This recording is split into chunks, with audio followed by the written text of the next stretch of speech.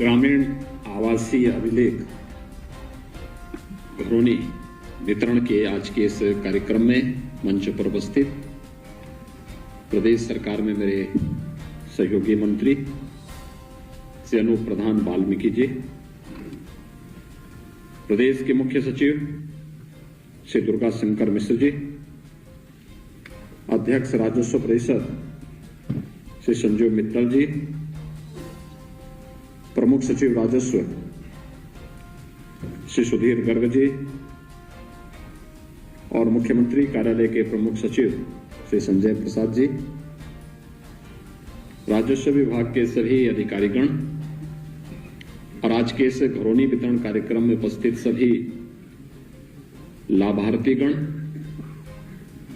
प्रदेश के सभी 350 तहसील मुख्यालयों पर आयोजित कार्यक्रम में सभी उपस्थित मान्य जनप्रतिनिधिगण और उपस्थित भाइयों बहनों, मैं सबसे पहले आज पूरा देश लोकतंत्र के एक उत्सव के रूप में एक महादिवस को मना रहा है। आज ही के दिन जिस संविधान ने हम सबको मताधिकार के माध्यम से जनता को जनार्दन के रूप में एक मान्यता दी, 1975 में इस देश के संविधान का गला घोंट करके आपातकाल जबरन घोषित करने और थोपने के उस काला दिवस का स्मरण करते हुए जिन लोकतंत्र सेनानियों ने लोकतंत्र को पुनर्जीवित करने के लिए और जनता की आवाज को प्रशासन और शासन तक पहुंचाने की निर्बाध गति को एक नई ऊंचाई दी, उन सभी लोकतंत्र सेनानियों को स्मरण करते हुए, उनके संघर्षों के लिए उन्हें नमन करते हुए, जो जीवित हैं उनका अभिनंदन करता हूं, जो आज हमारे बीच में नहीं हैं उन सबको विनम्र श्रद्धांजलि अर्पित करते हुए भारत के संविधान के अनुरूप भारत के लोकतंत्र को हम आगे बढ़ाने का कार्य करेंगे। इस संकल्प के साथ घरौनी वितरण का एक कार्यक्रम भारत के लोकतंत्र के इतिहास का एक बहुत महत्वपूर्ण पड़ाव है। आज के कार्यक्रम के साथ ही अब उत्तर प्रदेश में 34 लाख परिवार ऐसे होंगे ग्रामीण क्षेत्र में जिनके पास अपनी जमीन का आवासीय पट्टा भी उनके नाम पर होगा और वह उसके नाम पर कोई भी अपना कार्यक्रम, व्यवसाय, बैंक से लोन लेने या लेन देन के कार्यक्रमों के साथ अपनी जमीन को आगे बढ़ा सकते हैं। इसके लिए मैं आप सबको हृदय से बधाई देता हूं, अपनी शुभकामनाएं भी देता हूं। वास्तव में हम सब आभारी हैं प्रधानमंत्री मोदी जी के, जिनके प्रयास से पूरे देश के अंदर अप्रैल 2020 में ग्रामीण आवासीय अभिलेख उपलब्ध कराने का एक अभिनव कार्यक्रम प्रारंभ हुआ और ये केवल एक कार्यक्रम नहीं था, इसमें तकनीक भी है और इसमें हर गांव में रहने वाले व्यक्ति को उसकी जहां पर उसका मकान है, पुश्तैनी मकान है, उस मकान की जमीन का अभिलेख उसके नाम पर नामांतरण करते हुए उसका मालिकाना हक उपलब्ध कराने का भी एक अभियान है। और मुझे बताते हुए प्रसन्नता है कि उत्तर प्रदेश में अब तक 34 लाख से अधिक परिवारों को घरौनी वितरण का कार्यक्रम सफलतापूर्वक आज संपन्न होने जा रहा है। यह भारत के लोकतांत्रिक इतिहास की एक महत्वपूर्ण घटना है और ये संजोग ही है कि आज इस देश ने आपातकाल के खिलाफ आवाज उठाई थी। 1975 में आज के दिन जब चोरी छिपे जबरन इस देश पर आपातकाल थोपा गया था और उसके बाद देखते ही देखते देश इससे एक अभियान के रूप में, एक आंदोलन के रूप में लेकर के लोकतंत्र को बचाने के लिए लगा था। और लोकतंत्र की इससे बड़ी विजय और कुछ नहीं हो सकती कि जनता जहां पर रह रही है वहां का अभिलेख का नामांतरण उसके नाम पर हो। आज ये कार्यक्रम यहां पर हो रहा है। 23 लाख से अधिक घरौनी वितरण का कार्यक्रम हम लोगों ने आदरणीय प्रधानमंत्री जी के कर कमलों से इससे पहले संपन्न किया। 2-3 अलग अलग चरणों में कार्यक्रम संपन्न हुए थे और आज 11 लाख घरौनी वितरण का कार्यक्रम न केवल प्रदेश के अंदर लोक भवन के सभागार के माध्यम से, बल्कि प्रदेश के अंदर हर तहसील मुख्यालय पर भी इस प्रकार के कार्यक्रम को आयोजित करके उन सभी लोगों को जो वर्षों से वहां रह रहे थे, लेकिन थोड़ी थोड़ी बातों को लेकर के, आपने देखा होगा एक छोटा सा विज्ञापन यहां पर हम लोगों ने जारी किया था। कहीं पर कोई गरीब का मकान टूटता था तो गांव में कोई दबंग उसको फिर से मकान नहीं बनाने देता था। कहीं पर कोई व्यक्ति दबंगई से रोकता था, कहीं कोई माफिया रोकता था और कहीं पर राजस्व विभाग के लेखपाल की कृपा हो जाती थी कि वह उस पर जबरन कब्जा करने से गरीबों को रोकता था और उसके नाम पर मनमाना वसूली करता था। आज इस पर पूर्ण विराम लगाते हुए तकनीक का उपयोग किया गया है। आपने देखा होगा अब ये राजस्व कर्मियों के जरीब से या फीता नापने से जमीन का पैमाइश नहीं होगा, बल्कि ड्रोन सर्वे के माध्यम से एक एक गांव की खुली बैठक में इसका सर्वे होता है। गांव की खुली बैठक के माध्यम से आपसे इस पर सहमति और असहमति के कमेंट भी लिए जाते हैं और उसके बाद जब सभी बातों को संपन्न कर लिया जाता है, सभी प्रकार की समस्याओं का वहां पर समाधान हो जाता है, तो फिर घरौनी वितरण के कार्यक्रम के लिए भी इस प्रकार के आयोजन संपन्न होते हैं और अब तक 34 लाख परिवारों को इस सुविधा का लाभ दिया जा चुका है। मुझे बताते हुए प्रसन्नता है कि आज के साथ ही प्रदेश का जालौन पहला जनपद है जिसमें 100% यानी 100% ग्रामीण क्षेत्र में ग्रामीण अभिलेख का वितरण हो चुका होगा। यानी वहां पर अब गांव में जो छोटे छोटे विवाद होते थे, विवाद का कारण क्या था? कभी जमीन, बड़ी जमीन के कारण कोई फौजदारी के मुकदमे नहीं बनते, छोटे छोटे बातों को लेकर 1 फुट, आधा फुट, या घर के सामने कोई नाली बना लिया, या आबादी की लैंड है वहां पर किसी ने पशु बांधा है, कोई दबंग आया उसने जबरदस्ती उस पर कब्जा करने का प्रयास किया, ऐसी बात को लेकर के विवाद बढ़ता है। और जमीन का विवाद तो ऐसा है कि जब एक बार प्रारंभ होता है तो न्यायालय में भी बहुत लंबा समय लगता था, पीढ़ी दर पीढ़ी बीत जाती थी, मुकदमा लड़ा जा रहा है, जितने की जमीन की कीमत नहीं उससे ज्यादा उनका न्यायालय में जाने और पैसा खर्च करने में व्यतीत हो जाता था। लेकिन अब डबल इंजन की सरकार ने आपको इस सभी समस्या से मुक्त करते हुए, तकनीक का बेहतर उपयोग करते हुए ये सभी सुविधाएं यहां पर उपलब्ध करवाने का कार्य हो रहा है। अगस्त 22 तक, यानी इस वर्ष अगस्त महीने तक हम पूरे प्रदेश के अंदर जो 1,10,300 से अधिक राजस्व गांव हैं, इन सभी का हम सर्वे का कार्य संपन्न कर चुके होंगे। यानी जो भी राजस्व गांव है प्रदेश के अंदर 1,10,000, देश के अंदर सर्वाधिक राजस्व गांव हमारे पास हैं। और अक्टूबर 23 तक हम प्रदेश के अंदर ग्रामीण क्षेत्र में हर एक व्यक्ति को जहां पर उसका आवास है, उस आबादी की जमीन पर जहां उसने आवास बनाया है, उसका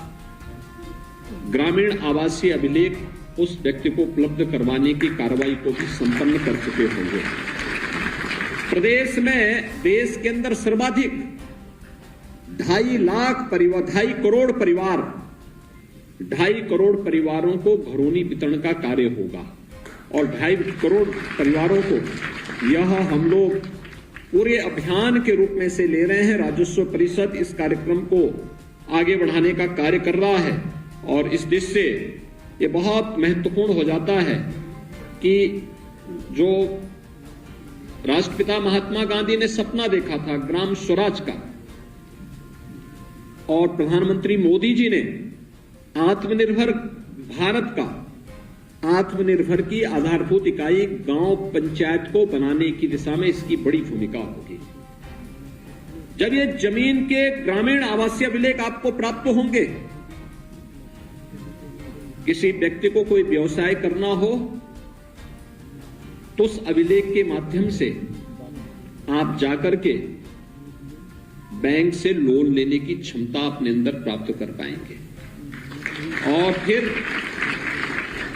उसके माध्यम से पैसा लेकर के अपने व्यवसाय को आगे बढ़ाने की भी स्थिति आपके पास होगी।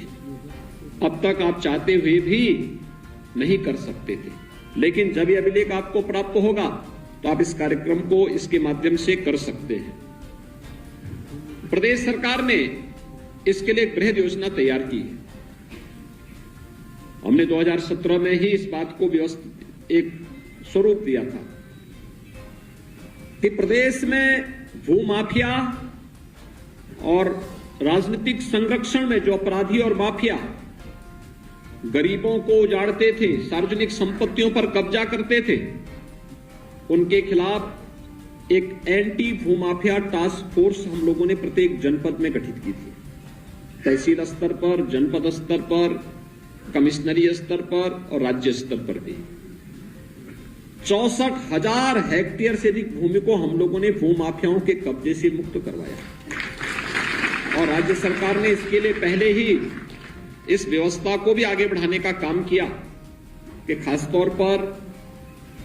जिन लोगों की कोई आवाज नहीं थी, कोई वॉइस नहीं थी, मुसहर जाति के लोग थे, थारू जाति थे, चेरो, कोल, बनटांगिया, सहरिया, इन सभी जातियों को जिनके पास कोई जमीन का टुकड़ा नहीं था, सरकार ने इनको एक अभियान चला करके जमीन उपलब्ध करवाने का काम भी किया, बड़े पैमाने पर किया, मकान उपलब्ध करवाए। आज गांव में कोई व्यक्ति अभाव की जिंदगी नहीं जी सकता। हर व्यक्ति के लिए राशन कार्ड है। कोरोना कालखंड में फ्री में राशन की व्यवस्था हुई। पूरे प्रदेश के अंदर एक अभियान चला करके हर गरीब परिवार के पास रसोई गैस का सिलेंडर होना चाहिए, विद्युत का कनेक्शन होना चाहिए। अब तो हम हर घर नल की योजना के साथ भी पूरे प्रदेश के अंदर कार्य कर रहे हैं। हर घर तक शुद्ध पेयजल की उपलब्धता करवाने का काम भी हो रहा है। एक संवेदनशील सरकार इसी प्रकार से कार्य करती है। हर उस निराश्रित बुजुर्ग को जिसका कोई देखभाल करने वाला नहीं है, उसे वृद्धावस्था पेंशन से जोड़ा जा रहा है। निराश्रित महिलाओं को निराश्रित महिला पेंशन के साथ जोड़ा जा रहा है। दिव्यांगजन पेंशनधारी को दिव्यांगजन पेंशन की सुविधा उपलब्ध करवाई जा रही है। कुष्ठ रोग से पीड़ित लोगों को कुष्ठावस्था पेंशन भी उपलब्ध करवाया जा रहा है। 2017 के पहले जो पेंशन की राशि मात्र 300 रुपये थी, विगत 5 वर्ष के अंदर इस राशि को बढ़ा करके 1000 रुपया किया गया। 12,000 रुपये सालाना उन सभी परिवारों को ये सुविधा उपलब्ध करवाती है सरकार। आयुष्मान भारत के अंदर 5 लाख रुपए की स्वास्थ्य बीमा का कवर भी दिया जा रहा है और मुख्यमंत्री कृषक दुर्घटना बीमा के अंतर्गत न केवल किसान और किसान के परिवार को बल्कि बटाईदार को भी किसी भी आपदा की चपेट में आने पर 5 लाख रुपए उस परिवार को उपलब्ध करवाने का कार्य, बीमा देने का काम भी सरकार कर रही है। यानी सरकार कितने बड़े कार्यक्रम के साथ आपके साथ जुड़ी, एक संवेदनशील सरकार इसी प्रकार से कार्य करती है जो आपने विगत 5 वर्ष के अंदर प्रदेश के अंदर देखा है और 8 वर्ष से प्रधानमंत्री मोदी जी के नेतृत्व में पूरे देश के अंदर जिसे आप देख रहे हैं। और इसीलिए आज के इस अवसर पर जब एक कार्यक्रम यहां पर संपन्न हो रहा है, राजस्व परिषद ने इस दौरान लैंड के डिजिटाइजेशन की कार्रवाई को युद्ध स्तर पर आगे बढ़ाने का काम किया। एक चुनौती हमारे सामने है और उस चुनौती को दूर करने के लिए मैं आज राजस्व परिषद से कहूंगा कि हमें प्राथमिकता के आधार पर लैंड रिकॉर्ड को डिजिटाइज करने के साथ ही इस बात को भी हम सुनिश्चित करें कि अब 6 साल के खतौनी के इंतजार को समाप्त करते हुए हम इस बात को सुनिश्चित करें कि जब किसी व्यक्ति के द्वारा कोई जमीन बेची जा रही है उसी समय उसका नाम उस खतौनी में दर्ज कराने का प्रावधान भी करने की तैयारी हो और दिखाई दे और एक निश्चित प्रक्रिया के साथ हम उसको जोड़ने का काम भी करें। क्योंकि होता क्या है, नहीं तो एक व्यक्ति बार बार एक ही जमीन को कई लोगों को बेचता है, वह तो पैसा लेकर के अपने आप गायब हो जाता है और जो बेचारे रजिस्ट्री करके कागज लेके बैठे रहते हैं कि जमीन हमारी, पता लगा कोई दूसरा ही व्यक्ति कब्जा करने के लिए गया, फिर उसमें विवाद होता है और कानून व्यवस्था की समस्या हमारे सामने खड़ी होती है। इसको हर हाल में रोकना पड़ेगा और इसलिए यह व्यवस्था प्रदेश के अंदर लागू करने का कार्य हमें एक समय सीमा के अंदर करना ही होगा, जिससे अधिक से अधिक लोगों को इससे राहत मिल सके और प्रदेश के अंदर कानून व्यवस्था की जो समस्या है उस समस्या का हम समाधान कर सके। रजिस्ट्री विभाग को भी, स्टैंप एंड रजिस्ट्रेशन विभाग को राजस्व विभाग के साथ मिलकर के एक व्यवस्था सुनिश्चित करनी होगी कि किसी जमीन की रजिस्ट्री करने के पहले हम इस बात की सच्चाई जाने कि जमीन इसके नाम पे है या नहीं है। खतौनी में हम उसको देखें, अगर है तो रजिस्ट्री करें, नहीं है तो फिर अगर वह व्यक्ति गलत कर रहा है तो पुलिस को बुला करके उसको थोड़ा पुलिस के हाथों भी कर देना चाहिए, जिससे पुलिस उसकी कायदे से उसको कुछ और उखाड़ दे सके। ये व्यवस्था हमें उसके साथ जोड़नी होगी। मैं मानता हूं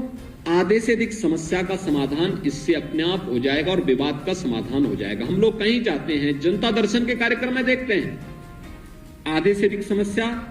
राजस्व से जुड़ी हुई और पुलिस से जुड़ी हुई होती है और वह भी इन छोटी छोटी समस्याओं को लेकर के,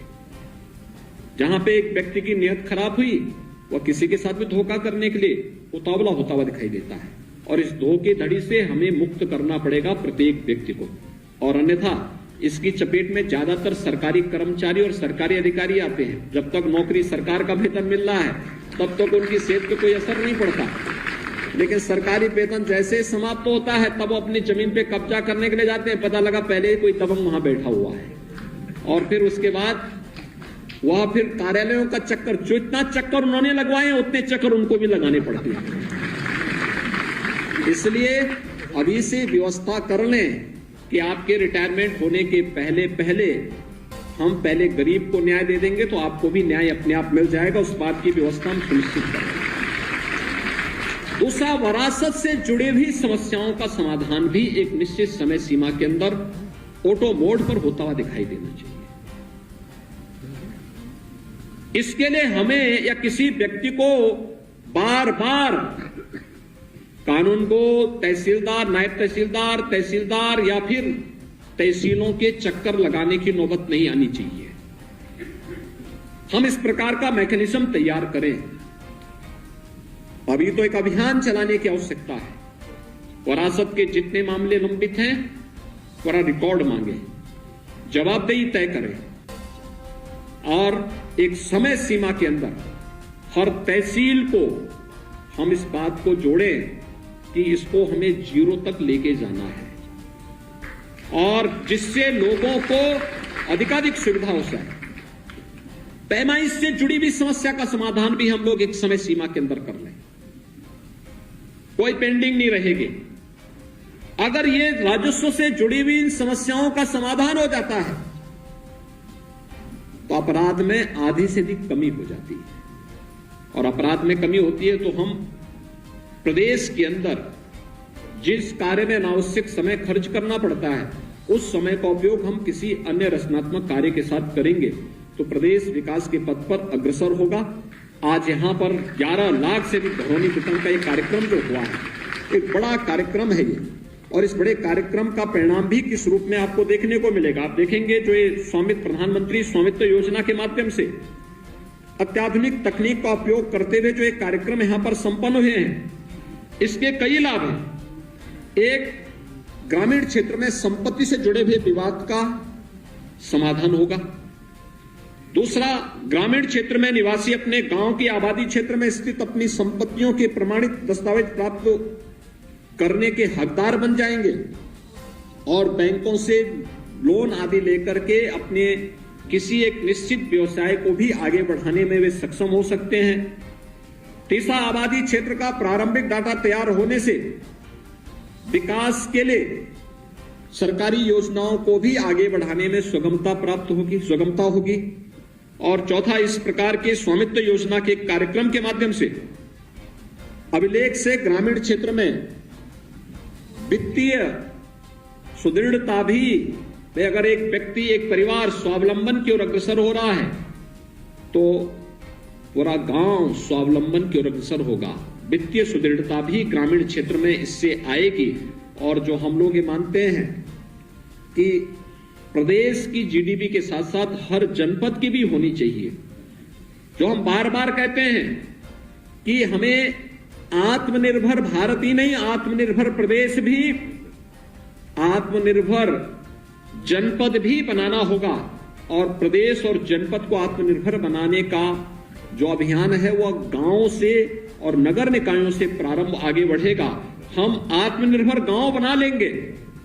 तो आत्मनिर्भर गांव की भी आधारशिला रखने का एक अभियान है और इस अभियान के साथ हमें जुड़ने की कार्रवाई को आगे बढ़ाना होगा, जिससे अधिक से अधिक लोगों को इस दिशा से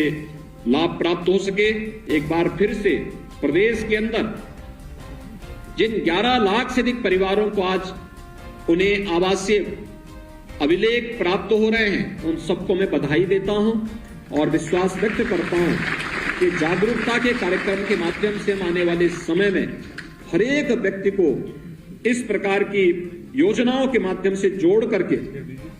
उसका लाभ उन तक पहुंचाने का कार्य करेंगे। आप सबके प्रति मेरी शुभकामनाएं। धन्यवाद। जय हिंद।